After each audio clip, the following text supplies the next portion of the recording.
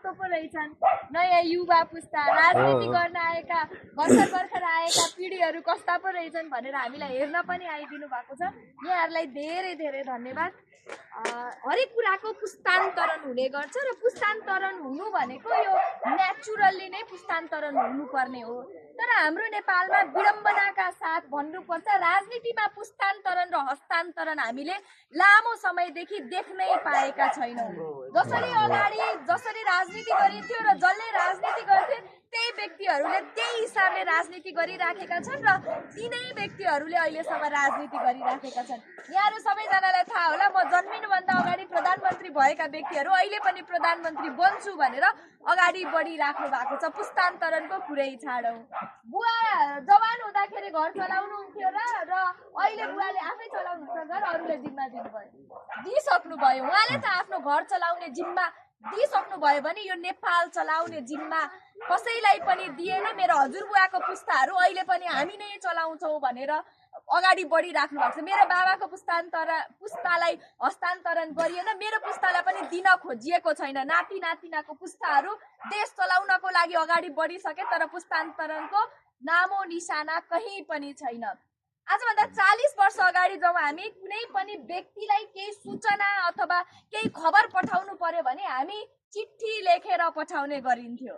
अब अहिले त्यसपछि बिस्तारै आजभन्दा 25-30 वर्ष अगाडि बल्ल बल्ल टेलिफोनबाट हामी सूचना आदान प्रदान गरिन्थ्यो र आजको दिनसम्म हेर्दाखेरि त हामी सबैको हातमा एन्ड्रोइड फोन छ, स्मार्टफोन छ। हामी देश विदेशमा बस्नु भएको सबैजनालाई यसो फोनमा दाबेर नै इन्फर्मेसनहरू एक्सचेन्ज गर्छौँ, हाम्रा सूचना आदान प्रदान गर्छौँ।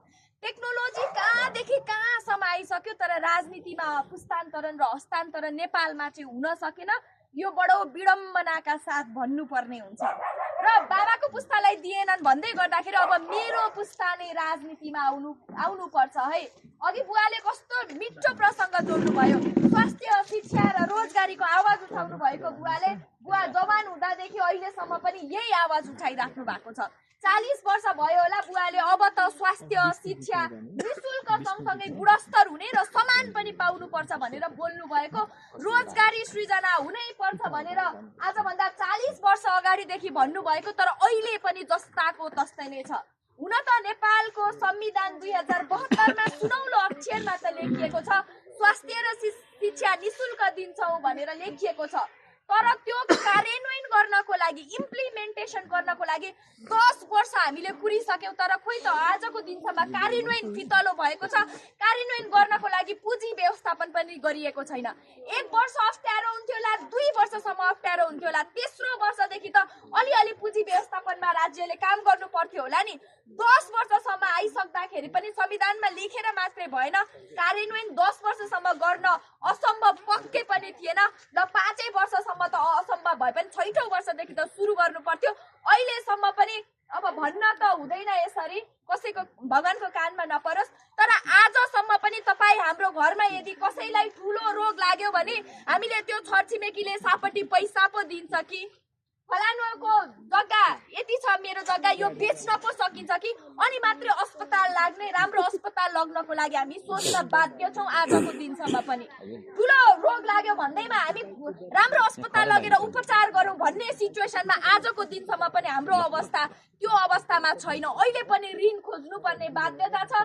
ऋण दिन्छ कि दिँदैन भनेर तनाव लिनुपर्ने बाध्यता छ। यो 40 वर्ष अगाडि पनि त्यस्तै थियो र 40 वर्ष पछाडि पनि त्यस्तै छ। यसरी त अगाडि बढिँदैन र यसरी अरूका लागि किन गरेनौ, तिमीहरू जिताएर पछाएपछि फर्केरै आएनौ भनेर कति पटकसम्म प्रश्न गर्ने, कसलाई प्रश्न गर्ने? त्यही व्यक्तिहरू छन्, तिनै दलहरू छन्, सुध्रिन्छन् भनेर हामीले पटक विश्वास गरेर जिताएर पठायौँ तर कहिल्यै पनि सुध्रिँदैनन्। र नसुध्रिनेलाई पटक पठाउने हो कि बरु नयाँ हिसाबले राजनीति गर्छु भनेर अगाडि बढ्नेलाई हामीले प्राथमिकतामा राख्ने हो, अथवा कोही अगाडि बढेनन् भने हामी नै बढ्ने हो भनेर अहिले नयाँ पुस्ताहरू राजनीतिमा होमिएका छौँ। हामी रहर लागेर राजनीतिमा आएका होइनौँ। कसैले नगरेपछि गरेनौ मात्रै कति प्रश्न गर्ने, कति पटक भन्ने र कति पटक घचघचाउनेको पनि सीमा हुन्छ। तर अब यो पटक घचघचाउँदा पनि निदाएको व्यक्तिलाई पो उठाउन सकिन्छ, निदाएको नाटक गरेको व्यक्तिलाई त उठाउन सकिँदैन रहेछ भनेर नयाँ युवा पुस्ता हामी रहरले आएका होइनौँ। यहाँहरूलाई धेरैलाई पनि थाहा होला, हामी रहर लागेर राजनीतिमा आएका होइनौँ। हामी राजनीतिमा आउन बाध्य भएका हौँ र त्यो बाध्य मेरो हजुरबुवा र बाबा पुस्ताले जसरी राजनीति गर्नुभयो त्यो देखेर विरक्त लागेर हामी राजनीति सफा गर्नुपर्छ र राजनीति सफा गरिसकेपछि राजनीतिको परिभाषा परिवर्तन गरिसकेपछि मात्र यो देश विकास गर्न सम्भव छ र यो युवाले नै गर्ने हो भनेर हामी एकजुट भएर चुनावी अभियानमा होमिराखेका छौँ। र योभन्दा अगाडि पनि राष्ट्रिय स्वतन्त्र पार्टीको तर्फबाट 21 जना सांसदहरू त्यो सदनमा गइसकेका थियौँ। 275 जनामा 21 जना संख्याको हिसाबले हामी थोरै नै थियौँ, तर जनताको मुद्दा सबैभन्दा राम्रोसँग राष्ट्रिय स्वतन्त्र पार्टीका सांसदहरूले नै उठाएका थियौँ र त्यो सदनलाई साँच्चीकै सदन जस्तो बनाउनको लागि केही हदसम्म हामीले प्रयास गरेका थियौँ। तर प्रश्न सोधेर मात्रै हुँदैन रहेछ है। जसको ठुलो संख्या छ उसले त जसरी पनि पेलेरै राख्दो रहेछ, बोलेर मात्रै हुँदैन रहेछ भनेर यसपटक हामी 2/3 को सरकार बनाउँछौँ। साँच्चीकै जनताले 2/3 सरकार बनाइसकेपछि हामीले लगभग 5 वर्षमा जनताले अलि भए पनि अनुभूति गर्न सक्ने खालको, ससाना विषयमा अनुभूति गर्न सक्ने खालको हामी काम गरेर देखाउँछौँ भनेर अगाडि बढिराखेका छौँ। हुन त योभन्दा अगाडि हाम्रो राजनीतिमा कस्तो संस्कार छ भने जसले साम दाम दण्ड भेदको प्रयोग गर्न सक्छ उसैले चुनाव त जित्छ भने संस्कार थियो हिजोको दिनसम्म। तर हामी फरक हिसाबले राजनीति गर्नुपर्छ र पैसाले भोट किन्ने होइन, जनताको मन जितेर भोट लिनुपर्छ भनेर अगाडि आइराखेका छौँ। र धेरै ठाउँमा जाँदै गर्दाखेरि धेरै उत्साहका साथ हामीलाई भेटिराख्नु भएको छ, राम्रो सरसल्लाह सुझाव दिइराख्नु भएको छ र धेरै आमा बुवाले मलाई रुँदै भन्नुभएको छ, पहिलाकाले त यसो गरे हामीले जितेर पठाएका नेताहरू फर्केर आएन नानी, तिमी चाहिँ आऊ है भनेर मलाई धेरैजनाले आँसु पुस्दै सुझाव दिनुभएको छ। अघि भर्खरै दिदीले पनि यही प्रसङ्ग जोड्नु भएको थियो। म यहाँहरूलाई केही स्पष्ट चाहिँ पार्न चाहन्छु भने पुराना आएनन् किन आएनन् भन्दा पनि हामी चाहिँ प्रत्येक अधिवेशनको अन्त्य भइसकेपछि, अघि सन्तोष सरले पनि जोड्नु भयो, प्रतिनिधि सभा सदस्यको मुख्य काम भनेको कानुन निर्माण गर्नु हो, नीति बनाउनु हो।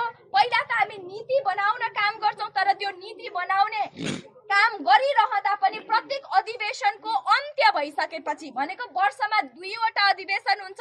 एउटा बजेट अधिवेशन जसले 1 वर्षको लागि बजेट निर्माणको लागि काम गर्छ, अर्को हिउँदे अधिवेशनमा कानुन निर्माण गर्नको लागि काम गर्छ। प्रत्येक अधिवेशनको अन्त्य भइसकेपछि हामी फेरि यसरी नै तपाईहरुको घर दैलो गर्दै आउँछौँ र त्यो अधिवेशन अन्त्य भइसकेपछि जसरी चुनावी माहौलमा होमिदै गर्दा हामी बाचा पत्र बोकेर आउँछौँ यहाँहरुको घरमा, त्यसरी नै एउटा अधिवेशनमा के काम गरियो, सदनमा कस्ता विषयवस्तु उठाइयो, कस्ता कानुन निर्माणमा हामीले समय व्यतीत गरियो र सरकारी सेवा सुविधा तलब भत्ता कति लियो त्यो बोकेर प्रिन्ट गरेर नै ठ्याक्क बाचा पत्रको फर्मेटमा नै हामी फेरि यहाँहरुको घरमा आएर यो पहिलो अधिवेशनमा यति काम गर्न सक्यौं र दोस्रो अधिवेशनमा हामी यसरी काम गर्दैछौँ है भनेर तपाईहरु प्रति जवाफदेही बन्दै अरु त थाहा छैन, तर यो निशा डाँगी घरमा फेरि पनि आउने छु प्रत्येक अधिवेशन सकिसकेपछि।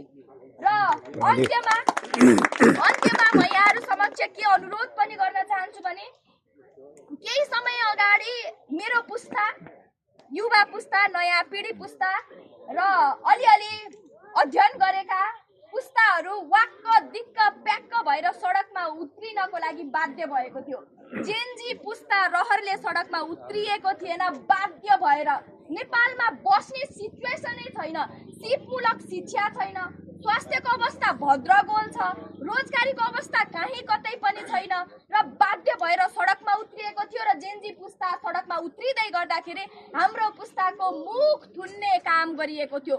सुन्नको त कुरै छोडौँ, हाम्रो पुस्ताको मुख थुन्नको लागि जे काम गरिएको थियो त्यो त मेरो पुस्तासम्मले त दुःख पाइसक्यो। अब आउने पुस्ता, ससाना बालबालिका जो भर्खर जन्मिएका छन्, भर्खर विद्यालय गइराखेका छन्, ती पुस्ता पनि भोलिको दिनमा सडकमा आउँदैनन् भन्न सकिँदैन, तर उनीहरूको उज्जवल भविष्य बनाउनको लागि, सडकमा उत्रिनबाट रोक्नको लागि र उनीहरूले सोचेको लागि हामी राजनीतिमा होमिएका छौँ। मेरो पुस्ता राजनीतिमा होमिएको छ र हामीसँग अहिलेसम्म सबैभन्दा ठुलो शक्ति भनेको यहाँहरूको साथ र समर्थन छ।